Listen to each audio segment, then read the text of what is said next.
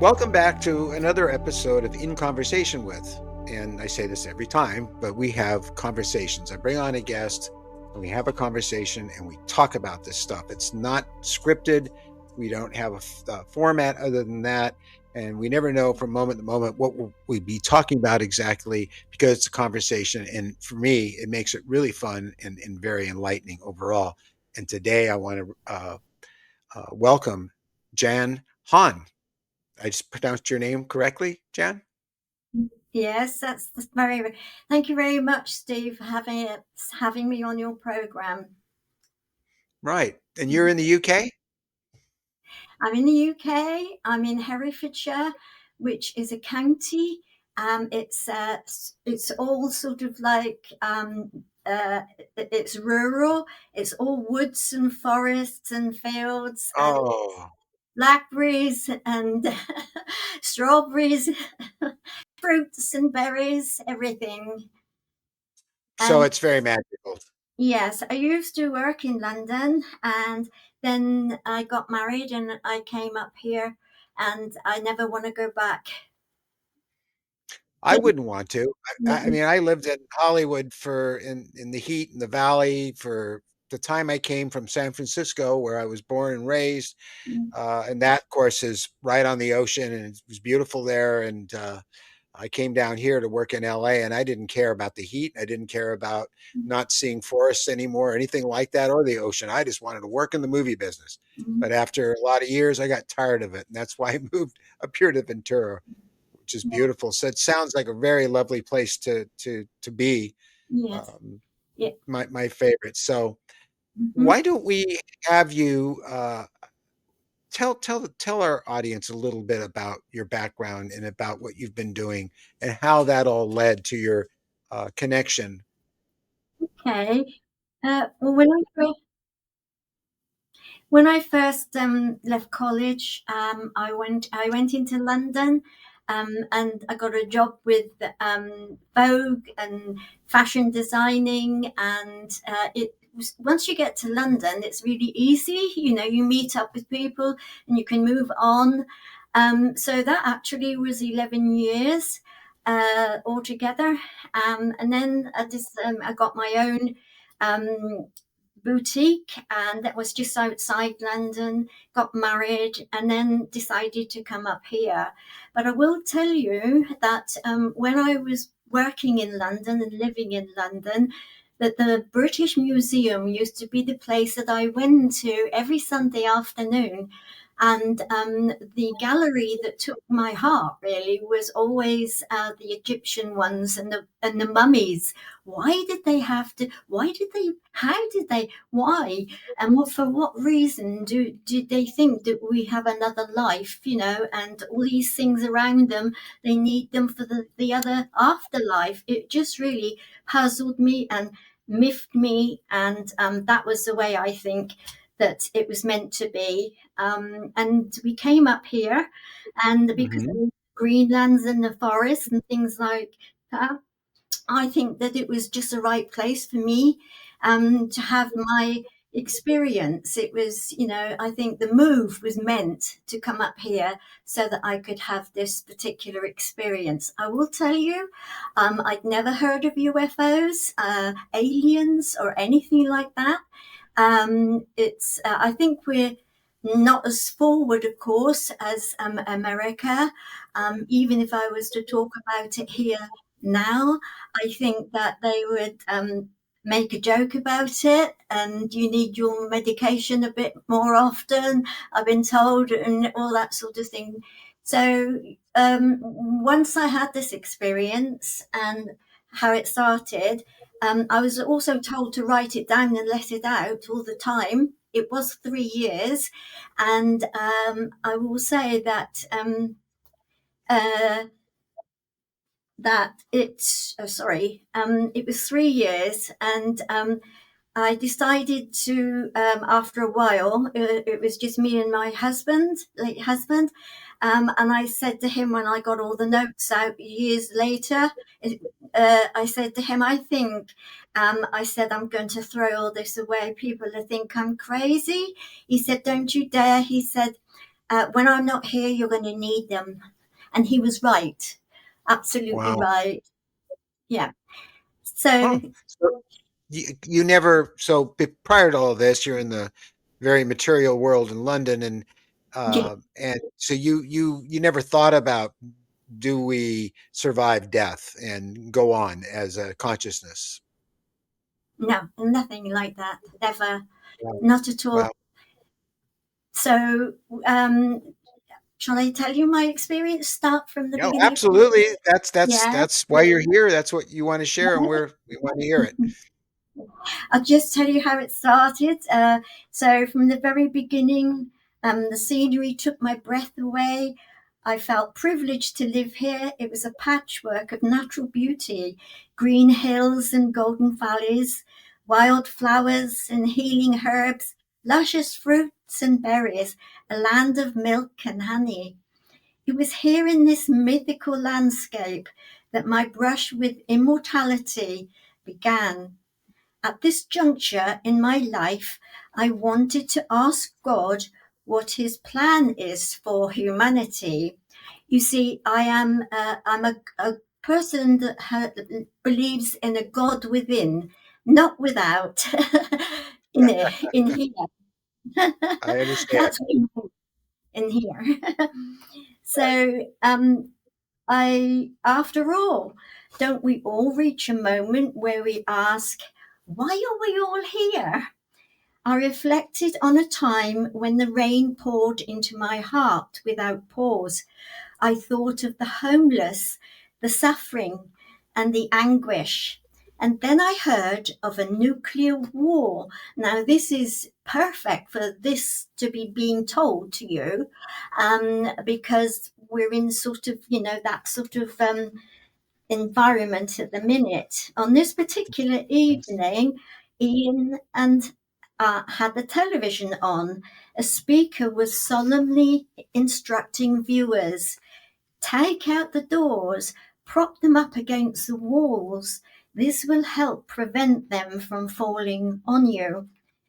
This was the advice that was given to us to prepare for a nuclear war. I asked Ian if it was some joke. He said no, quietly. That night I didn't sleep. In fact, it was 3 nights that I stayed awake, gripped with fear. For my daughters, for all of us.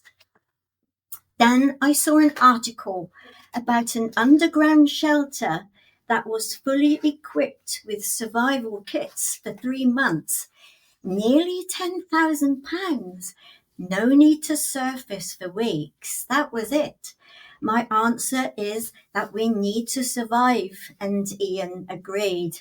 That night, I started to sleep, for the first half, and then I woke up and I thought, what are we going to do when we surface? How many others will still be alive? Will the world still be habitable or poisoned? And once again, I was in despair. So actually, I'm now really depressed. And I've asked for God for help.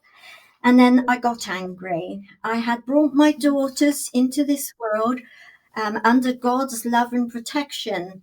It felt like a sacred duty to give them a safe, loving start to life. As a mother, I would do anything to keep them from harm. But I was stunned. Why wasn't God doing anything to prevent humanity from self destruction? I wrestled with God for days and nights, asking, how can a loving, caring God allow this? Why, God, do you permit such things? Where are you in all of this? Little did I realize that this wrestling match was to be the beginning of an immense affair with God. It lasted 3 years, although my family would say that it never really truly ended. A few days later, it was Tuesday, 2nd of March, 1982, at precisely 10:45 p.m. I was driving along a narrow country road in Herefordshire with my two young daughters in the back seat, supposedly asleep. As I drove down this lane, my eldest daughter began talking to me. What comes after 20, Mummy? I was puzzled. Do you mean 20, sweetheart, or 19? So she shook her head and she said, It looks like this. And she's tracing an invisible shape in the air. I turned slightly to the left to see her gesture. And it was precisely at this curve that I saw something utterly bizarre that caught my eye. To the left of the curve is a stile leading into a vast field bordered by tall bushes. To the right is a lane that we were driving on, which stretches approximately 352 yards, which is 0.32 kilometers. At the end of the lane, a main road branches off, leading to the International Communication Station, Satellite Station in Herefordshire. Now, as I turned onto the lane, I spotted some weird lights hovering above the ground. They are clustered together in the front left corner of the field, suspended eerily in space. How do I know that we're watching something on the main road or perhaps far beyond towards the satellite station? I can't say, but the feeling was overwhelming.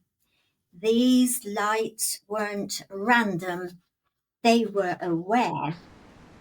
Suddenly, the lights turned and sped towards us.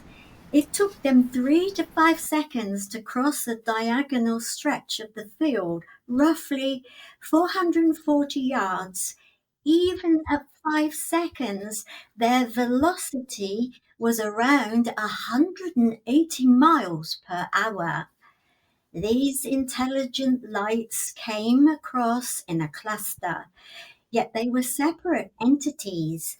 The cluster was staggered as if their speeds varied. And here they are alongside the hedge that separated us from the field. Spontaneously, as if they'd spoken with each other, they spread out into a long line without bumping into each other. I knew then that they had intelligence. Then a patter. Raindrops tapped against the car's window. A mist rolled in with lights, shrouding the lane in a hazy, dreamlike atmosphere. The lights, about six of them, were now travelling alongside us.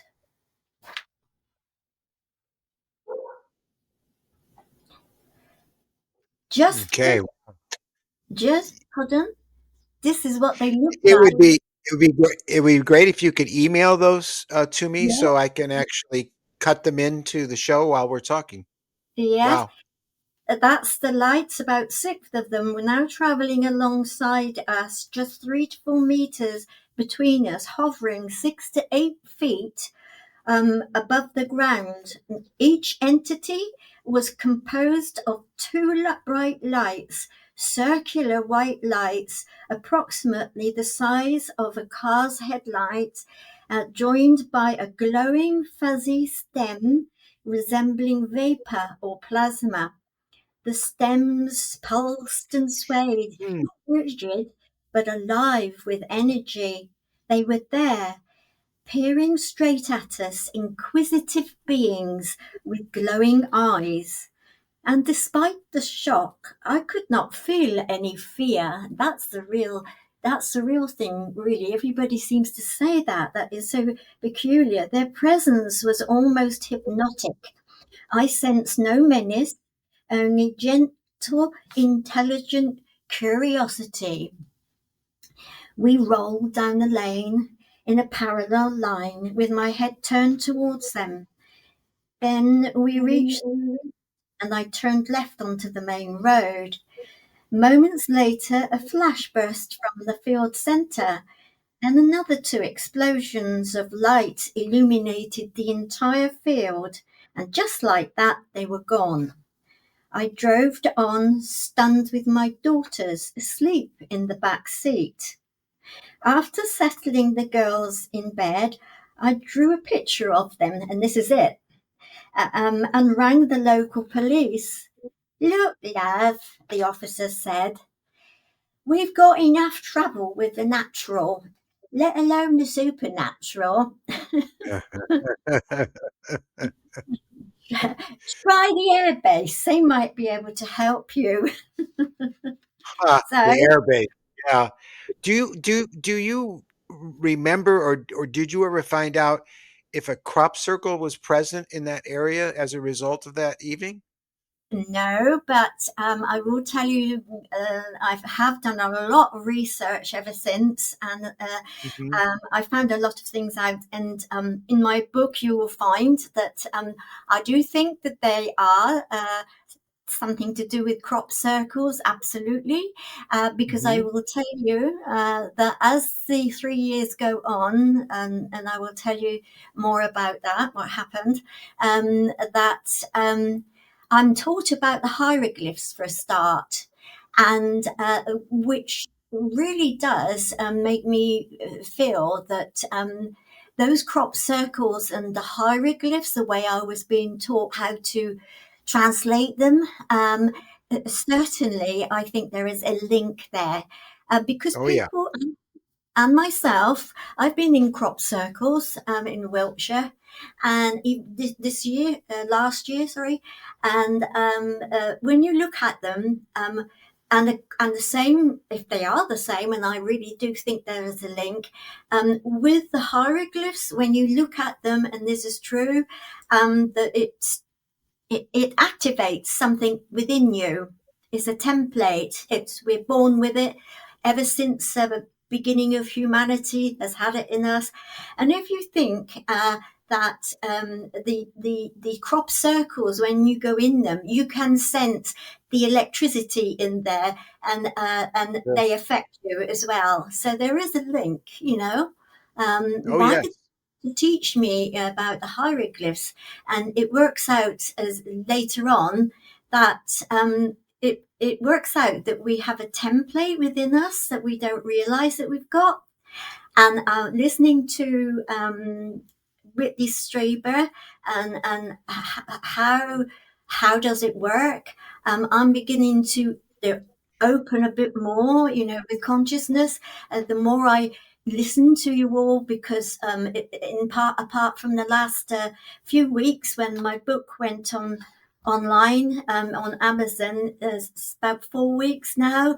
It's gone off really quickly, and it's beginning to make me realize, like, now I've done one or two recordings with the podcast with other people. I Mhm. never realized how many other people have had similar types of things happen to them, or even if they're Oh. not similar, they're ones that really are how they've visualized it, I think, really, how it came across for them. But it's awesome, how these it's beginning to make sense to me in a bigger way now. You see, they took me to the Great Pyramid of Giza, and not forgetting, um, after this, I few days, and I am feeling everything that I touch, radios with batteries in them, is come on and go off when I walk away. My house feels like an electric cage. Uh, my hair stands on end quite hard most of the time, especially especially after I'd washed it, and I felt like shock, really. That's the only way to put it, was really the electric shock. That's because they were so close, and they were actually saying to me, not verbally, there was no way they could do say things verbally. They were interacting, I think, with my aura. And I think because they were so close, I got the feeling that their power was much greater than mine, but we were on the same wavelength, really. And they were saying to me, and this is strange, listening to the lady Raven, we won't hurt you. This is exactly what came across. We won't hurt you. We're just curious in you. What's about you, and that's exactly the words that came across for me. And so anyway, feeling really depressed, and couldn't really tell anybody anything about it. My husband was quite silent Mm. about it. I think he wondered what was happening to me. And I decided that I was going to ask God what had happened. After all, I had words with him before, and maybe he was cross with me. I thought, saying it in a really strong way.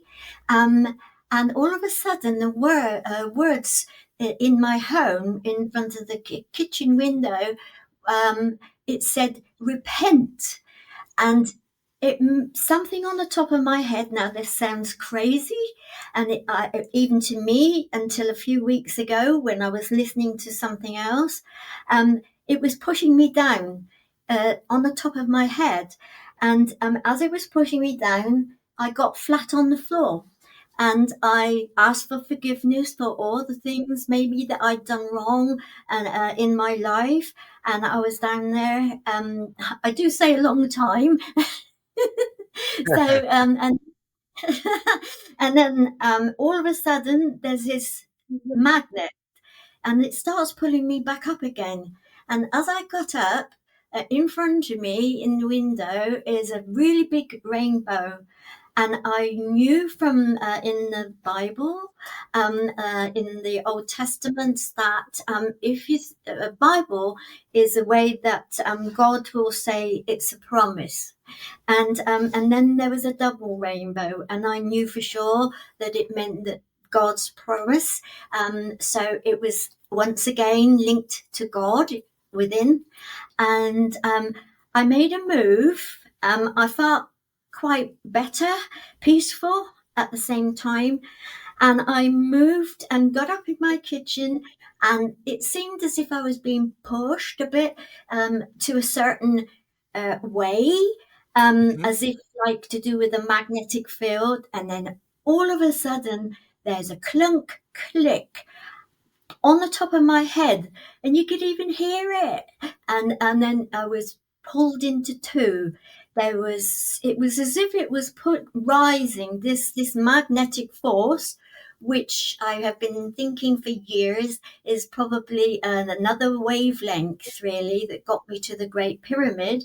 It was like moving from one to the other, moving from the physical one realm to a different one, and it was pulling me up at the same time, and it was taking all most of my electromagnetic energy out of me. Now, this sounds really queer and crazy, but I have spoken to a guide, Egyptian guide on the Giza plateau, and he says to me that he said that that is your bar. He didn't seem surprised at all. Huh. He said it's your bar, which is your soul. It's your bar, he said, that is pulling your soul up. And he said, and in you're flying. He says, we have the symbol of a human being and then the head of a bird. And he said, where did you go? So I said, where did it take you? And I said, it took me to the Great Pyramid of Giza. He sat back in his armchair, and he said, wow. Mhm. So he wanted to know more. So, and we're going to do a podcast together. He's going to tell me how it works with the Book of the Dead. So that was later. So this this thing, it happened, and it was what they call in these mysteries, they're called dual embodiment, which is where you're being teased into two parts. it was taking my electromagnetic field, or body, or spiritual body, if you want to like call it that. But That's right. here is where I learned that we can't die. We never die. I know that's Nope. Nope, right. we don't. Yeah, We call it leaving our body. The body stops working, we go on. yeah. But you don't have to die to leave your body. And chances are, when you sleep at night, you're leaving your body quite regularly, and it's a very natural state. Right, I didn't know that.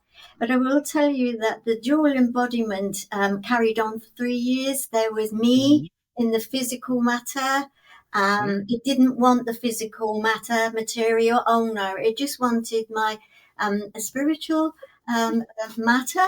And of course, so this one was just very tired, exhausted all the time, carrying on with my household and family duties.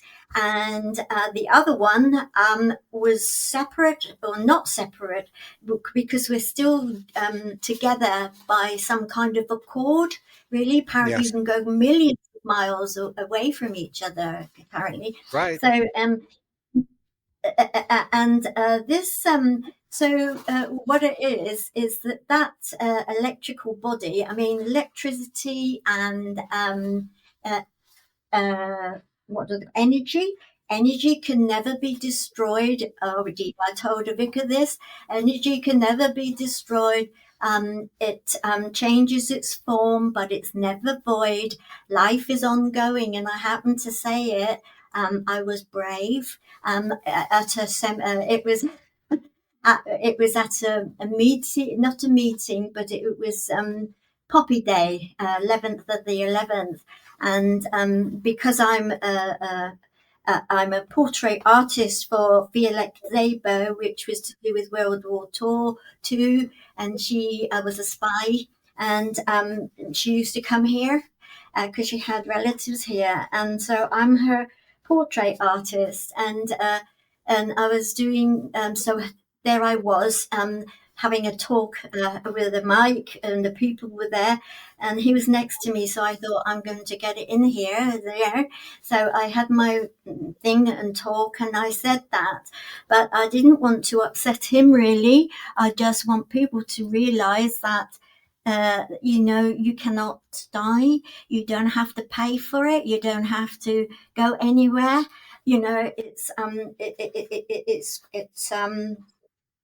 It's just ongoing all the time. So anyway, and Imagine a world where everybody realized that yeah, they didn't have to be in a rush. They didn't have to fight over anything because you go on forever. yeah. So You know, that is, you live way beyond your body, and also there are people, they call it the soul, they call it the light body, but it's all the same thing. yeah, And we're connected with all this other consciousness, and that's what you're saying when you say the God within us. Is because yeah, we're connected to all this conscious energy. yeah. I've only recently, it's only since that, in this year that, Hmm. I'm beginning to understand all those things that, for example, I don't have a cat, I don't have a dog, but Oh. I have somebody's neighbour's cat comes here quite a lot. So, and I'm studying the little tiger, and I don't know how she does it.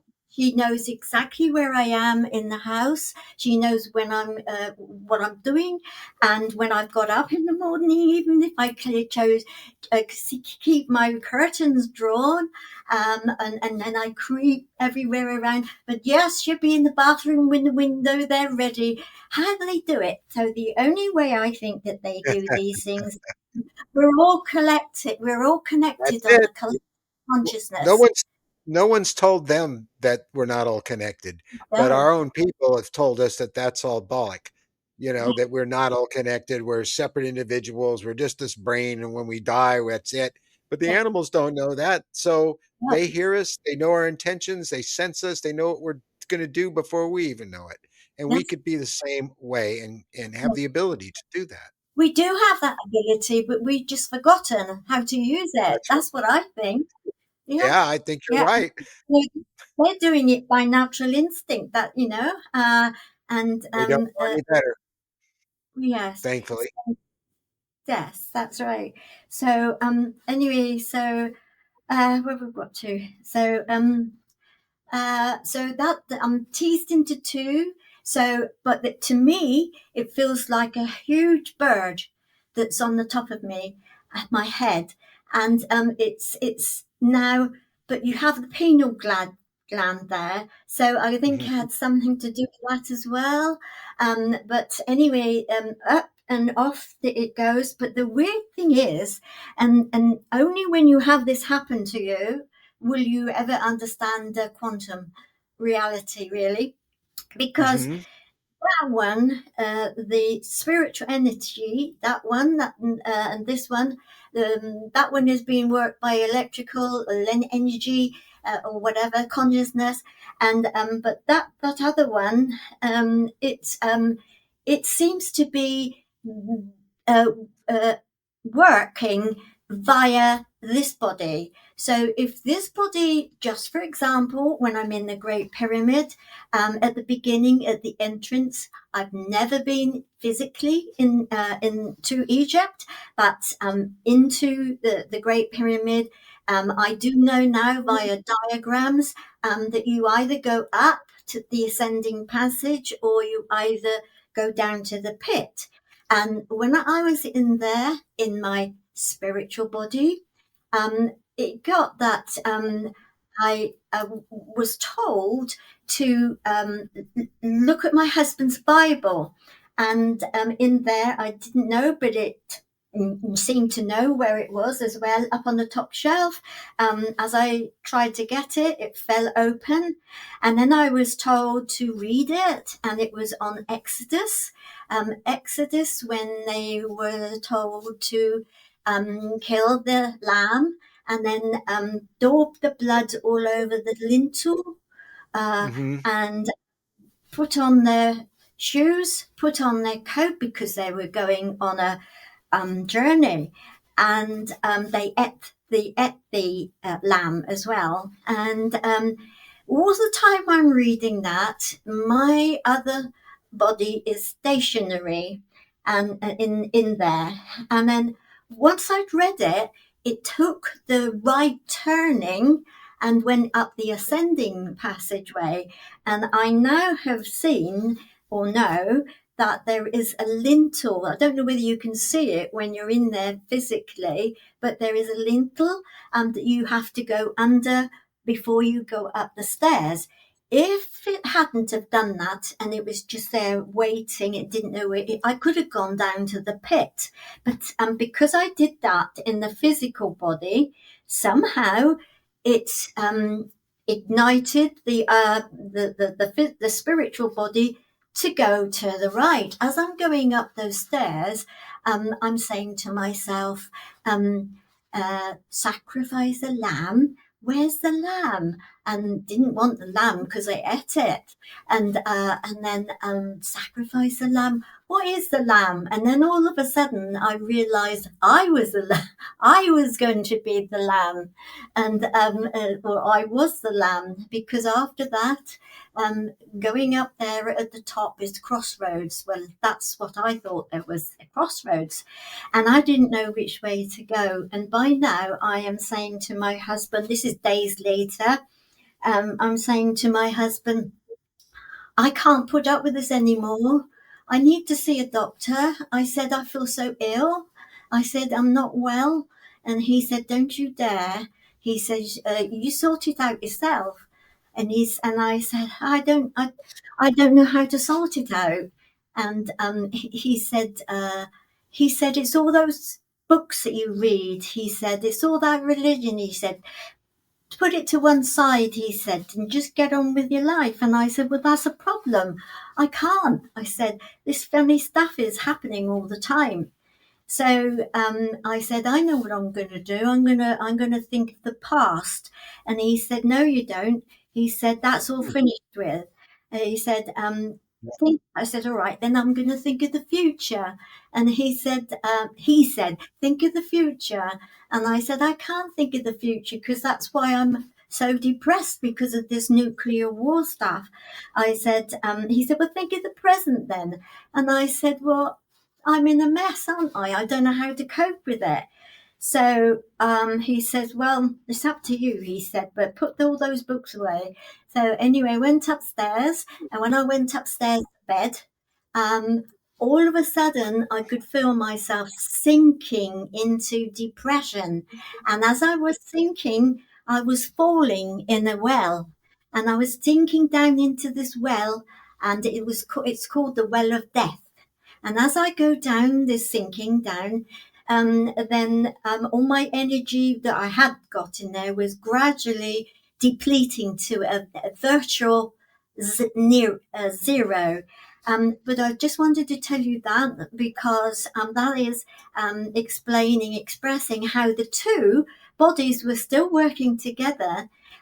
Because crossroads, I didn't know what to do, and so neither did the other body then. And then what happened here in the physical body um, pushed me down, ready to start the ongoing of this. What I call now is it's the initiation ceremony in the Great Pyramid. Now, the Great Pyramid, they used to have an initiation ceremony for the priests only in there, and that was when it was first created. It wasn't man-made anyway. Anyway, so and I don't think it was either. you The don't think pyramid?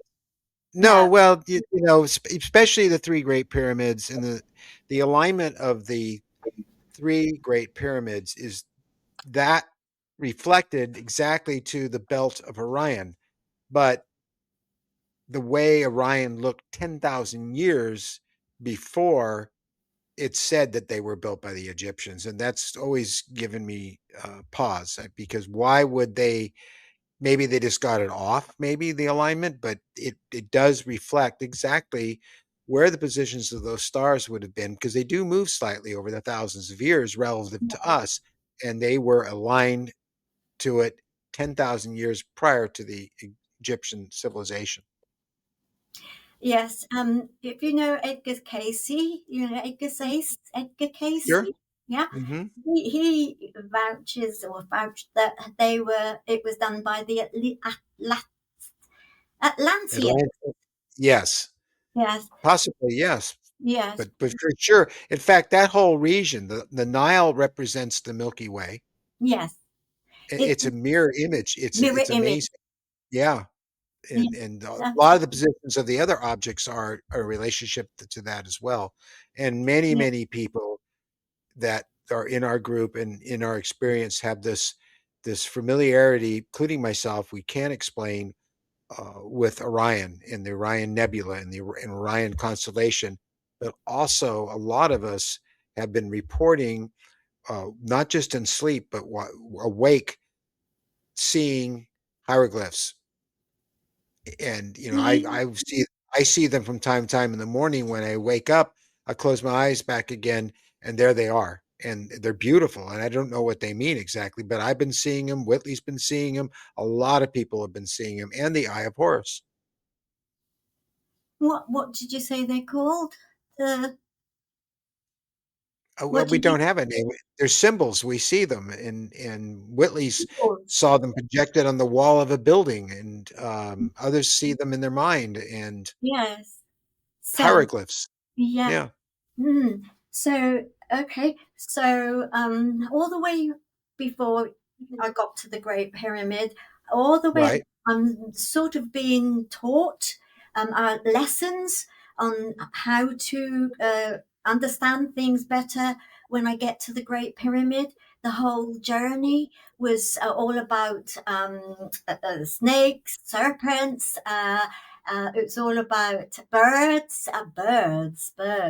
and all the way there, and the hieroglyphs. It seems as if it was preparing me for something else, and I remember going up in the mountains with my husband, and I was watching birds and thinking vultures and eagles and all sorts. And in comes these lucid dreams about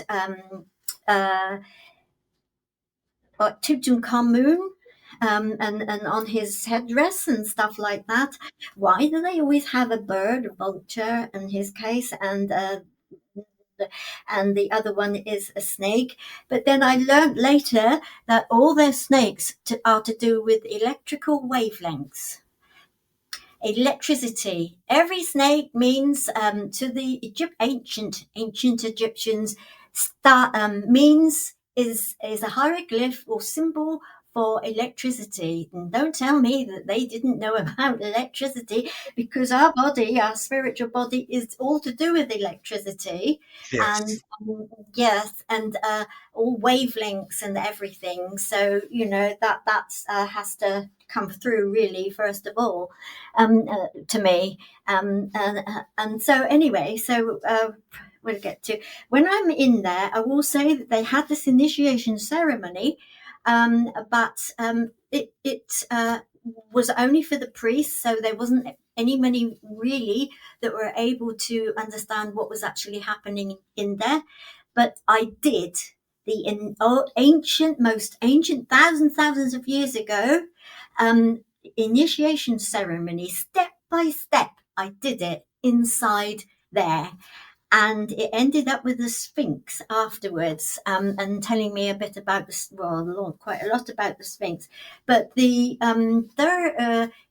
I'm in there, when I get to down the bottom of the well, dead, I knew that if I knew that I was laying on this sort of bed thing, and I knew by looking to the left that I'm in the pit, that there was all sorts of things, and it reminded me of London's underground tunnels. That Mm. was what it was. It was just like underground tunnels, and I knew somehow that if I looked at any of them and focused within, sensed them, I would be gone there and I would be lost forever. And then all of a sudden, in came this like a huge bee, and it was going round my body. And it got louder as it got round there because I'm flat.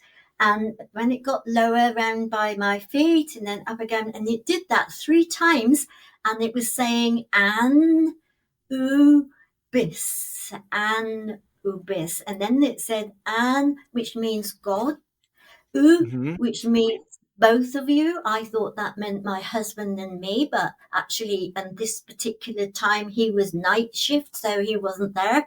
And it was only years later that I realized it was me in 2 parts, you both.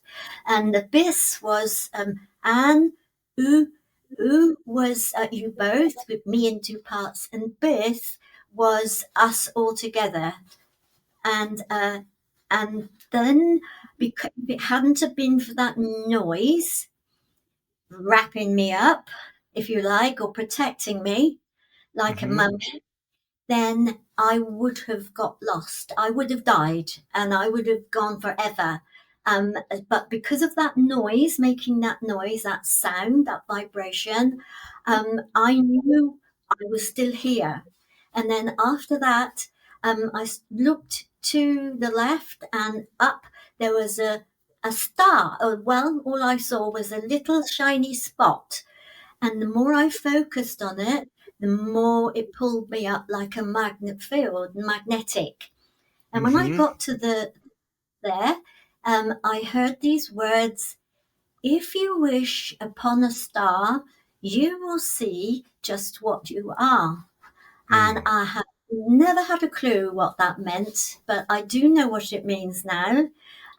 It isn't that you do become a star, but what you do is that you are having your vibrations transformed.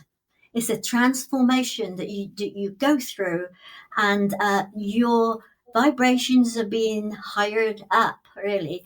The next part, and I think this is what really, when I understood about Raven with her fish and things, is I'm in this room which is echoey, and I it's a shaft, and apparently, in the Queen's chamber, which is the Queen's womb in there, it has two shafts. And in the King's chamber, one Mhm. is south facing, Sirius, and the other one is I can't remember, but it's a north shaft. There's a south and a north, and this south one has to be the one. I am then um, looking into it. And as I'm looking into this, if you like, tunnel thing, and it's all in my book, there I see a fish. There's a scene, it's like I'm in the pictures and I'm sitting in the seat, and there is, I've gone to the pics, and this is on the film, and there in front of me is a shore, and between me and the sea, and there is all these houses there on the shore, and then there's this big whale, and it comes up and then it goes back in and out, and then when it comes back it is a dolphin, and the dolphin comes down and it goes up, and then it turns towards me, which is in bed. And this is where it gets me with Raven. She says that this bed, she was in bed, and this thing came again. Well, with me, I'm here, and then this he comes through. This dolphin, it comes through the houses up towards me, and it comes, starts with my left foot, up the left foot on the outside, and it comes up my leg, up right up to my thigh, like Raven said, but to me, I say up to the waist. And as it does that, it's really cold and slivery, and makes me shiver. And at the same time, I call it a consummation. That's the only way to put it.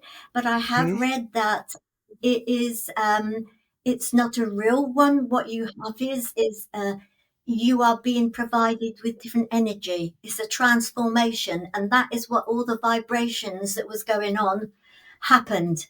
And when Raven says that she has something in bed with her, and it with me, it slithered up, and it was really cold and vibrating and made me shiver.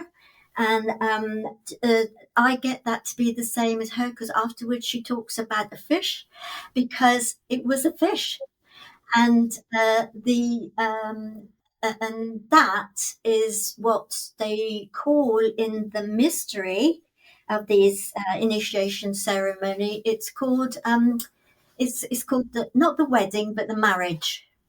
The Mm. marriage. That is a marriage. But that fish, I will tell you, is come from the other end of the shaft, is pointing to a planet, and that planet is where we come from. We come from fish. And why would they have that focused in the Great Pyramid when they've got four shafts, only four? Why were they wanting it to be pointing at that particular star? But yes, that was that's where the fish comes, and that's where we come from. So, Um, so, so, because what Raven has seen, what I have seen, and Whitley's seen are these gray beings, but I can see how people would associate them, and even said that their skin was like that of a dolphin, their coloring was like that of a dolphin, and so um, so much of this is based on perception, but there is a real similarity between it. And so what you're saying is that that particular chamber looks towards the star, and I wish I could knew which star that was you're referring to, because I'm an amateur astronomer, and I know if it's pointed at Orion, it could be Sirius, but I don't think so. It's probably a star in Orion. Is that correct? You read my book. Yeah. You can get, I have a pile of books I have to read and yeah, edit numerous shows and all stuff, and it's really hard to yeah, find time to read these days because the yeah. channel has become so active. I won't call it popular because I don't like that term, but it's become very Oh, active with a lot of people who have these experiences. So, yeah. but So I will tell you that I've got it's on Kindle as well. So I will tell you right. that it clicks with me when you see, Mhm, especially in the British Museum, you go in the entrance and you turn left, and you will see, I think there's Sumerian, and but they are half fish and they are mhm, half human, and that to me is expressing exactly what I've just said to you. We right. are, and it's strange really that when it came up, it stopped at the waist, like a bit like a mermaid, if you like, really. But you see these things, they're etched in stone, and the weirdest thing, is it Nuami? That it's they are half human and half. It's like as if the fish or the human being is coming out of the fish as well. I think the fish has got its mouth open, and it's the human Mhm. head, and all these sorts of things. And I will tell you that it is serious. Is that all right? Yes, Sirius, the Sirius serious. star. Yeah, um, That's the dog star. absolutely. The Dogons. Canis. Yes. The Dogons were the ones that said that we came from them as well, and that's absolutely correct according to the initiation ceremony. Yes, they were the ones that came down and started us off. And if you do some research and look at how we are created, you will find that the embryo of a baby in the mother's womb will have it has gills, Hmm. it has a lot of things to do with fish. Even the way we start off is to do with fish, and it works really well. That it's correct. Um, the Apparently, if you delve even deeper, you will see that something to do with this part is why it's floppy or something, um, and that's to do with the fish being a fish to start off with. This is to do with the fish as well, so it's amazing. But the thing I will tell you this as well, that they carry, when they're half man and half fish, they carry a basket. And everybody is saying, what's in the basket? Why do they carry this basket?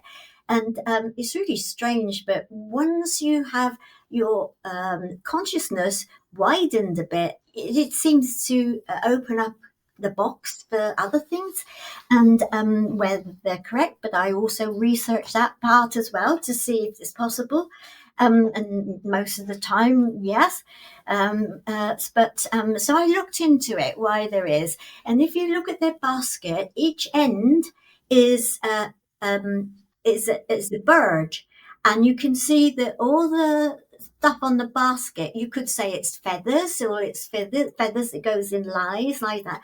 But each bird on the ends, one faces that way and one faces that way. Now the strange thing is, just down the road from me, and this is really a very sort of like ancient uh, uh, county. They used to have doves that would go from one place to another, 27 miles, and pass messages. So immediately, I think, because that's especially with these birds are looking that way and that way, it looks like this bag is a message of something that one's going to carry that way, fly that way, and that one's going to fly off with what's in there that way. It's That's how I started to do it, and then I suddenly looked at the telluric grid, and it basically the same sort of pattern there. And then I realized that what they're doing is they're trying to tell us we're half human, half fish. We come from two different places. And this basket is saying that that is a communication system. It's a bit like what you call a radio that they've got in their basket. To me, is a radio for up there and down there to link together. Wow. And Mm. Because in the Great Pyramid, I read in somebody's work that they said that they used to have the aliens use that as their um, receptor and transmitter, and in fact, Yeah. they do say that the Great Pyramid has so much crystal, and also we have crystal in our DNA as well. It is a good thing for receiving and transmitting. And so there, that makes sense. Why the heaviest blocks are on the top, granite blocks, and not on the bottom to keep it safe, which if you think it definitely structure is definitely built for something, precision, it's Yeah. precisely for function, not just for show business or something. And so these heavy ones are on the top because, to me, in that basket, it's telling me, and they're taking the fish planet to the Earth planet with human beings, half and half. Is that uh, Great Pyramid of Giza? Is the intermedia, if you like, transmitter and receiver for Hmm. both, and that there is saying the same thing, that they are basically us together is being linked really, above is below, if you like. So that is, to me, it works. They used to use that apparently to receive and transmit. So why not that basket? Messages. It's messages to me, and like doves would take messages from one place to another and back. Nobody. They're all saying, maybe they're saying that they've just packed their bag and they're going home, or maybe it could be, But I think that mine is more hot on the spot, really. Really. They are waiting for us to really understand that they're all to do with the electromagnetic fields, everything. Even the Right. birds we hear are, aren't they, as well? Oh, Because yeah. there's That's how they know how to get around and migrate and everything else. So, there's you one know, thing just to wrap this up for me and you as yeah. well, and is to say that the Great Pyramid Hmm. definitely is built, its infrastructure is built exactly precisely for the template that we have got inside us. We and it have been created at the same time, and that transplate, that what they call it, template inside us is it's like those things, and I see it as the Serapin and probably the other types of aliens, they activate. But according to the most ancient people, they say that Serapins activate. They activate an initiation, and they are the onset of an initiation. And if you have the clunk click just after, that will be the bar, which is your soul going out to fly. And in my case, it went to the Great Pyramid. And I will say that most probably a lot of people have had that happen to them, and they could say, wow, some of that fit goes with stuff that's happened to me. If that's so, and this is what my book is really all about, I'm wanting to wake them up to realize, yes, you know, think deeper, think deeper about it, understand the Great Pyramid, and you will become activated to be transformed, ready to go to the next stage of your life. Otherwise, you just keep coming back here. You need to have, and this is where I think that's what's going to happen. We are on a change. We in my book, I was told that the Great Pyramid of Giza sits in the center of the landmass, especially set in the center before all the continents took place, and it's meant for everybody, and it's the true God's temple. I'm afraid all the others are man-made, but this one, which we all know, but the one that isn't, is the Great Pyramid of Giza, and that is God's temple. And what he wants is to us start thinking earnestly about what the structure is all about, and then it will activate inside you, and it will happen to you too, and therefore you will then go on to the next voyage of your life. I think a lot of people are already on that voyage, and as we all try to raise our consciousness up in vibration.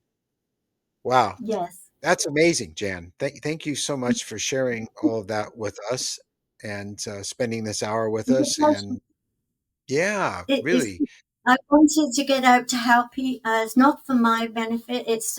I feel I was told to write it down and let it out, and that is what I have to do. Is to get everybody on the right. We're looking in the wrong direction. You know, we need to be put into the correct one.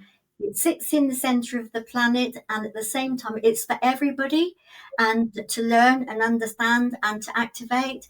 And Jerusalem really has 70 meanings, 70, and it means peace on earth. And Jerusalem represents or is a symbol for everybody on the planet. Jerusalem is the whole planet. And the Great Pyramid is God's temple, we need and Jerusalem, we, peace, we need peace on earth very much. peace Jan, on thank you earth. so much. Thank you. Thank you so much. Thank you. Best wishes.